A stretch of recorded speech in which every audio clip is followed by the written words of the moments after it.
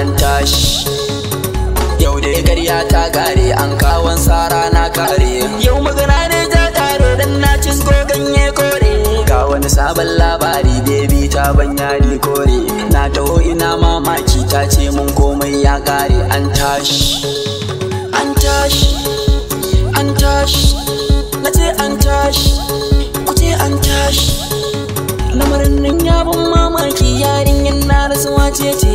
Na rasa ma yaya zan yi ni yayin raina ma ya baci. Tambaya nake kan bebin an ce sai na je kwakwaci. Na yunkuro zani neman ta sai gani a hanyar kwakwaci an tashi.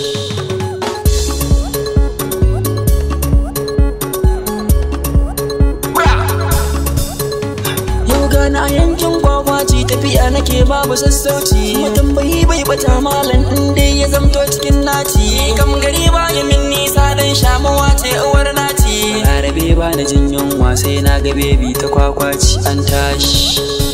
An tashi.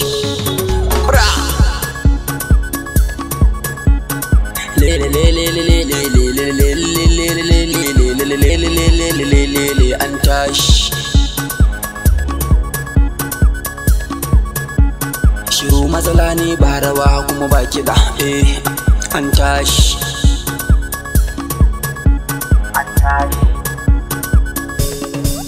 Kiɗan ma ba rawa, waƙar ma ba rawa, to in dai ba rawa magana an tashi.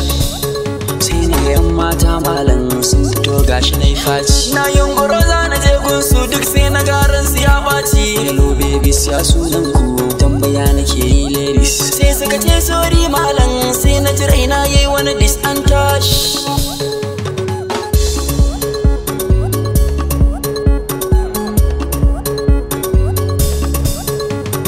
Murmushi take yi malam ta kasa sukuni ta ganni. Sai na ji na san ba da zuwa don kwarjinin ta ya kamo ni. Mai ka zo garin kwakwaci na ganka nan babu tsammani. Na yau dariya na ce baby sirrin ki ne sai kiyo toshi an tashi.